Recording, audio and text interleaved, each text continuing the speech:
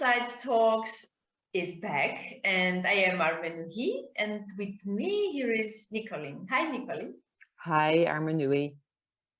It is always a pleasure to start the talk with you. And our today's Two Sides Talks is about the topic that I like very much, and I am very curious to find out all the questions that I have in my mind. And today we will speak about mentoring and coaching, whether we need this, whether it is just a trend or a necessity. And I would very much like to have your opinion and answers to my mixed questions. Okay. So, and from the beginning, I have my very small story about mentoring and about going into the relationship of this mentoring, and you have your huge experience in this field. I had a mentor some 10 years ago within our big company, and I was really enjoying the process of having a mentor during a year, with meetings, with calls, and also my mentor opened the world, like travel world for me. Okay. Also, yeah, and the professional world. So I have very, very like warm feelings and warm memories of my mentee experience with my mentor. I would like you first to share your experience. I know that you have a huge one, and then we will come to the definition of mentoring and coaching. So how did you start your mentoring or coaching experience in your life? Oh, yeah, in a way, it's only now that you realize that you have been a coach or that you have been a mentor or a business mentor in life, because you meet so many people along the way, and intended or not intended, you help people along.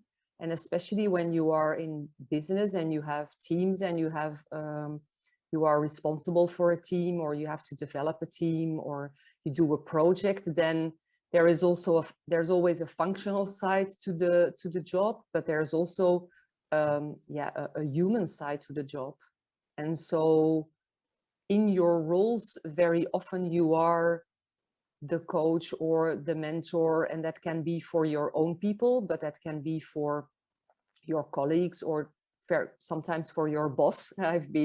I have the impression that sometimes I've been a mentor to some of my bosses, but you do it in a very natural way, and you're not necessarily trained for that. And then of course you have a whole other side, and that is the own coaching or the own mentoring you get, and that you get from people in your surroundings. It can be friends and family, like this wise granddad or this wise grandmother or a wise aunt, or but it can also be organized by your company when you are this young person, like the story that you were telling. You're a young person, you're in a company, and then either with a big group or either individually, the company creates a program, and then it can be training on real functional skills, but then it can be coaching. It can be about learning how to be to have your first leadership experience. But the coaching and the mentoring can also be a very individual thing. And so a definition, I always find it very difficult, but in theory, they sort of say that coaching is more shorter term and more on skills and competencies, and that mentoring is more a longer term and more on behavioral things, and also a little bit more on walking alongside and making other people reflect. And coaching is maybe also a little bit more push. So really make people, give them assignments or and when you are a mentor, maybe you give less of a push, and you do it in a different way. But I think it's quite difficult. And of course, I'm not a coach. I'm not trained to be. I think also coaching, to do that really well, not as from a business role with people you are having in your team, and really for substantial things, I think you have to be highly skilled, and you have to be aware that you are taking a huge responsibility. So really qualified people with the right skills is, I think, very important. But I'm more of a business mentor, and then more into guiding, and today young female, male scale-up entrepreneurs in their challenge to create structure for success, to create a team, and how to manage a team. And I think the biggest challenge very often for an entrepreneur is letting go of things that they have been doing and that gives them control or that gives them satisfaction. And if certainly if they want to grow and make a bigger company, or grow, can also be not necessarily a bigger company, but more spare time in my agenda, because I also want to be with my family, or I want to have children and become a mom or a dad, or so I'm more on that route than on the route of really the coaching and the training. In the beginning of my career, I also had I worked for a company that invested hugely in their young people. And I think only 10 years later or so, you realize that that is of extreme value. But as a resume, whether it's coaching, whether it's training, or whether it's mentoring, whether it's in group or individual, if you are not open, if you don't have an open mind, or if you do not want to be helped, if I may say so, then any investment you do at that in whatever someone you take along to help you along, if you do not want to be helped, it will not be a success.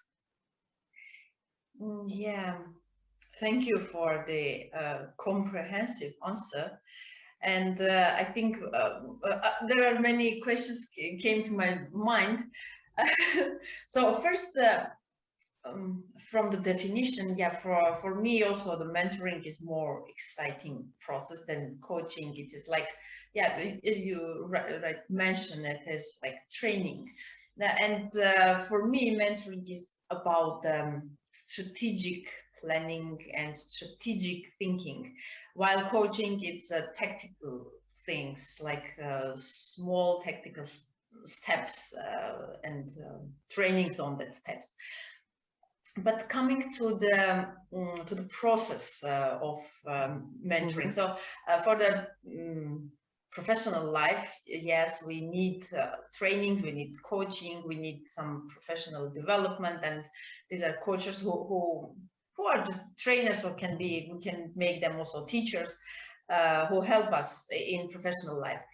But do we really need mentors in our life? How to understand this, whether when at some point, when do we need them, or in this huge amount of information flow, whether we can manage the questions and answers by ourselves? What do you think? Do we need, is this a trend, or is this just necessity at some point of our life? I think you need it. but that's a personal opinion, of course. The difficulty is that you can buy books and read books, you can listen to podcasts, you can listen to webinars, and you can take away what you want to take away.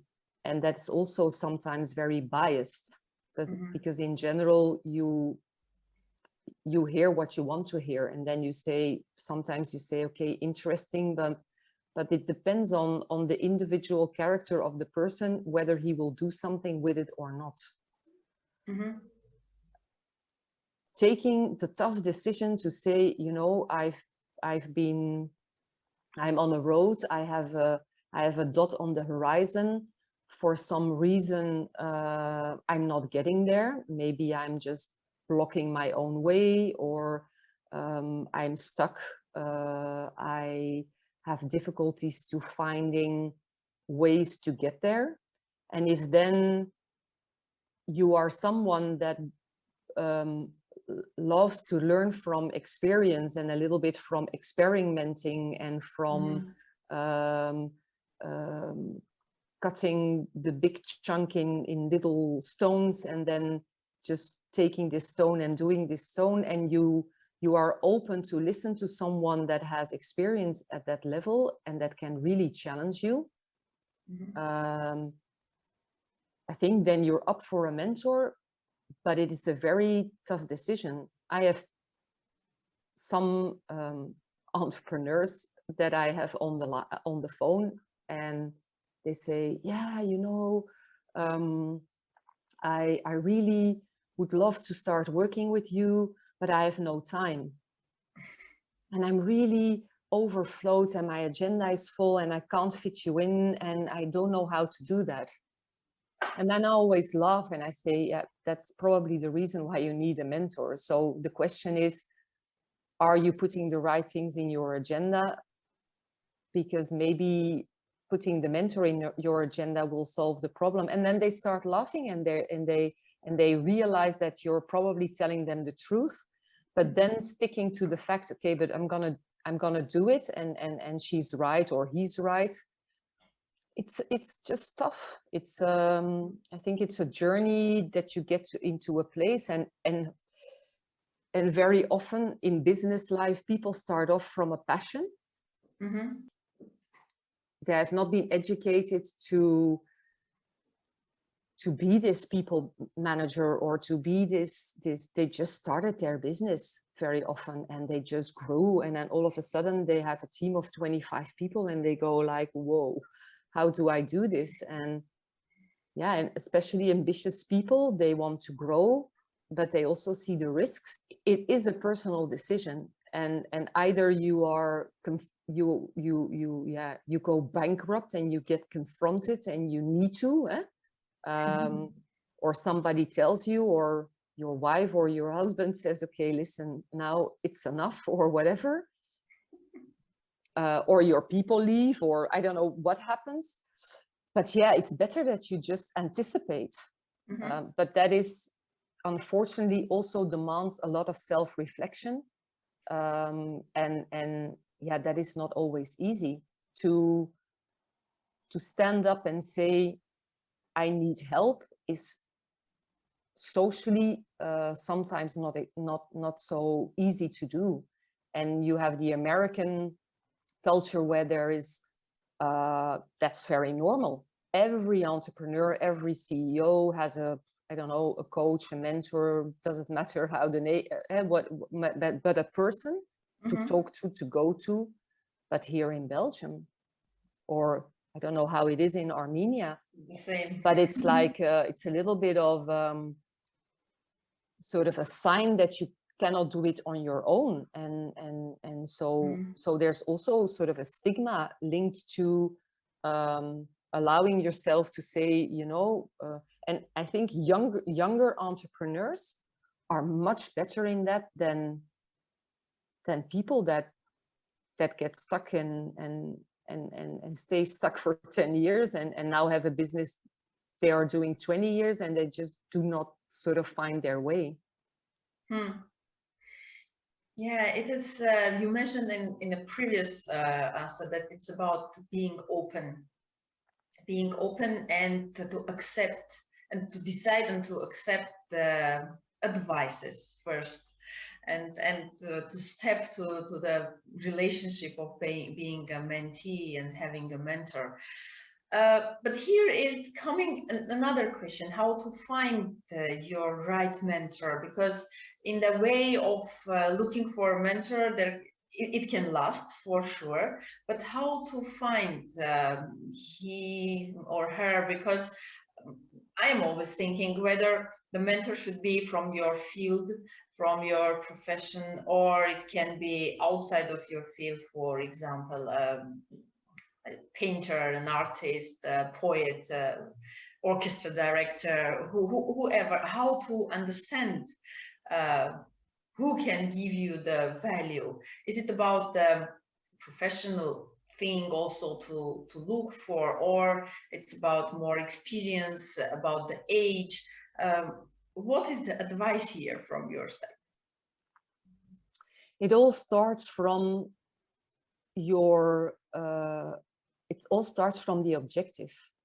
Mm-hmm. If you are in a business and you need I don't know, you want to grow, and you have difficulties with your team, or you don't know how to organize yourself or whatever, of course you need someone that has some sort of an experience in doing that, and at least can give you tips, or make you experiment, or put you somewhere on a road of finding the finding a way that makes you successful. So yeah, if that person has not done that her or himself, or doesn't really have the experience, I think it will be quite difficult. Mm-hmm. But if tomorrow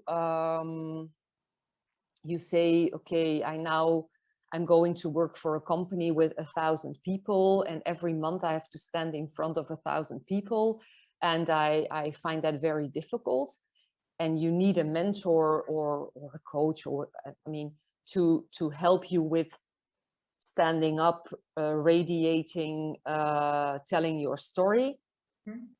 then maybe you need a poet, or an actor, or how do you call that? The person that is in front of an orchestra, or someone with the talent of standing up, of bringing a message across, of telling a comprehensive story. And yeah, and it all depends on yeah, if you see, there is a film about the English king that stuttered. Yeah, he has a guy that teaches him how to speak, how to breathe, how to, yeah, you can say it's also a mentor, because for that person, yeah, his most important role is to radiate trust, is to give his people confidence about the situation. Depends on the objective, on what is it that you want to work on. Mm-hmm. Yeah, very, very good advice. First, to understand your objectives. And what about to understand whether you can be a mentor? So maybe it is coming from just one idea or not, but how to understand that you are ready, both with experience, with professional background, with the mental state, how to understand that you are ready to be a mentor, and how to say this to the world that I am ready to be a mentor. Who wants this? Or is this doing like that? My personal story is sort of, I tumbled into it. Mm-hmm. I have two young female entrepreneurs who are, one of the two I know very well. They had a hobby, and that was making their own podcast for 50 coffees. Mm-hmm.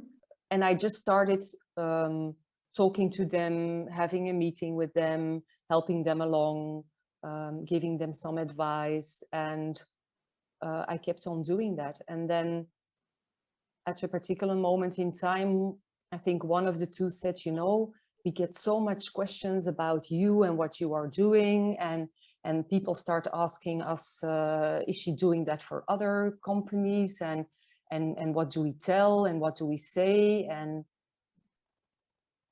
then I was a little bit like, yeah, well, not flabbergasted, but you go like, what? And so I really had to think about, okay, but I'm doing something that I really like, and they were also very happy, and now they are doing the business full time, and as a professional business, no longer as a hobby.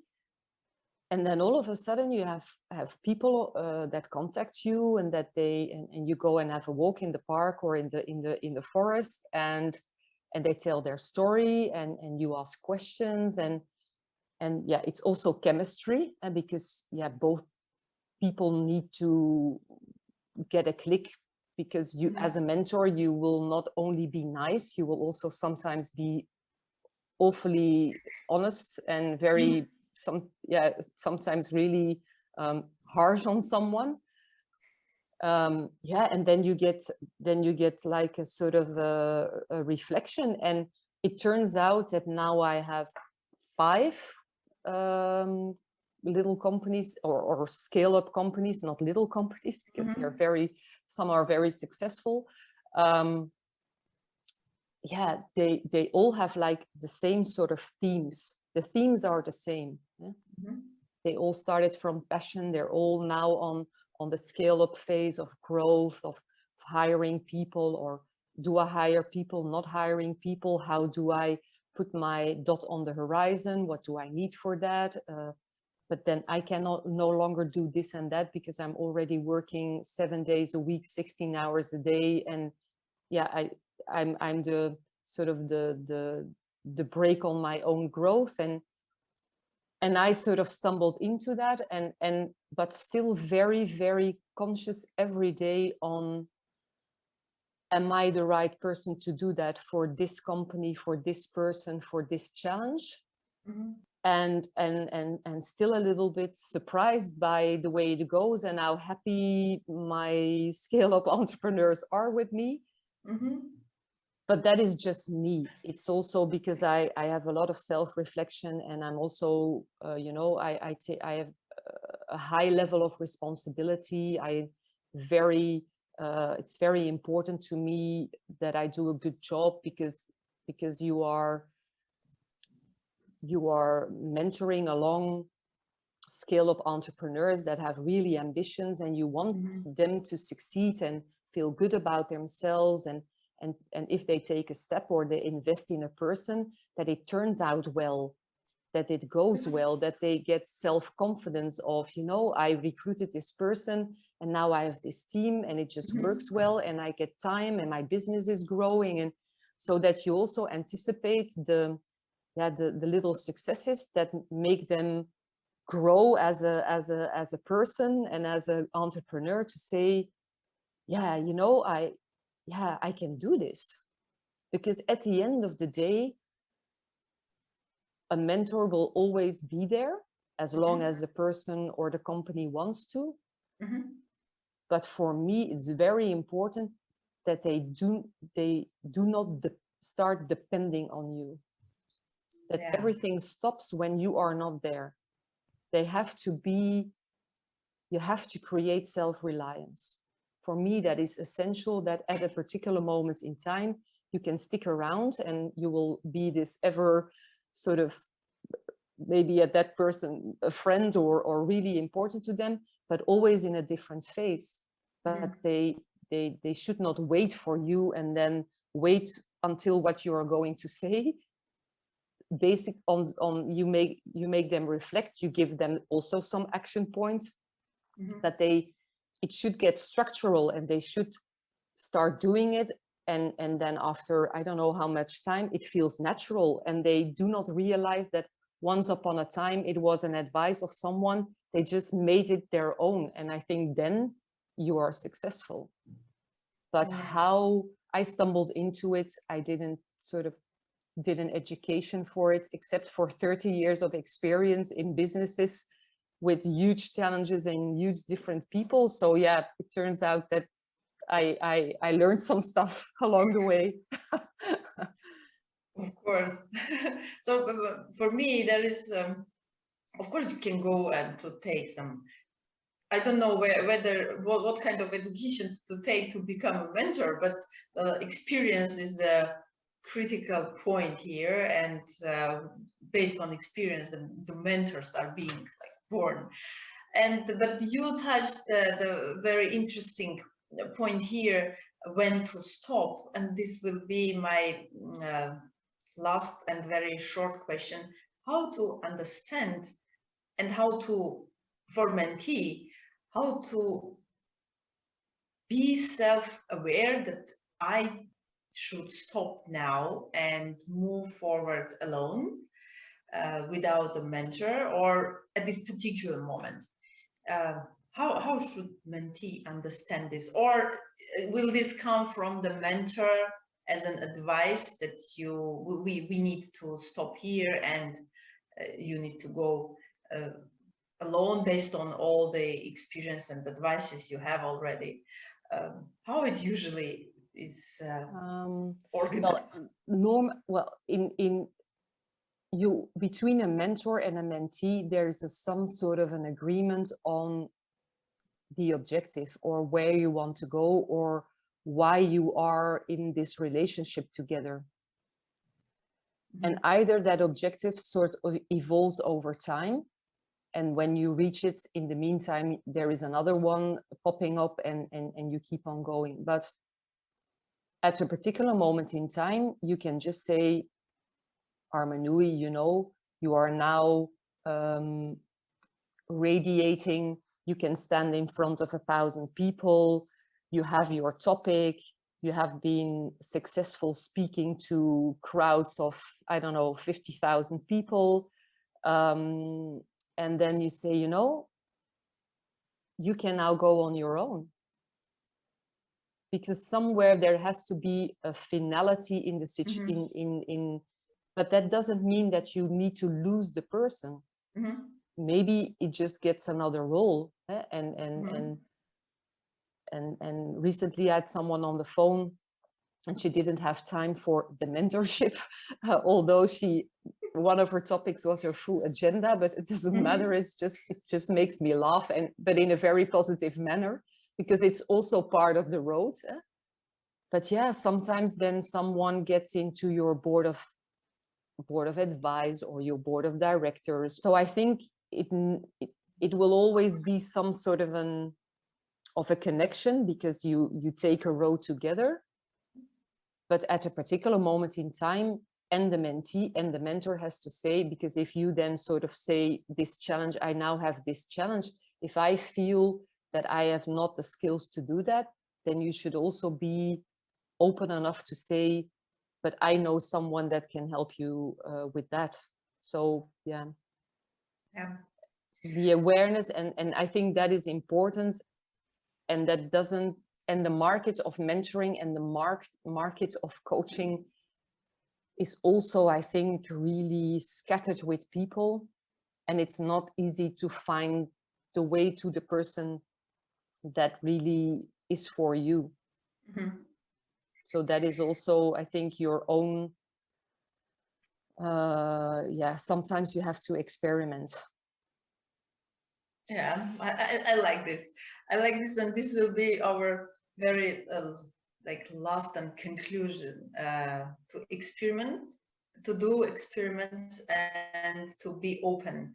These are two main points in mentoring, in going into the mentoring process. And I think the third thing is to really be confident that if you get to the point that you think, I could use some help on whatever topic, just do it. Because if you can't work with Zoom or Excel, you take a training. But if you have something which is really, really important to you, which is less tangible, then we start doubting. And Just Yeah. go out and look for it, and you will find a person. Thank you, Nicoline. Thank you for this talk. Okay, super. Thanks.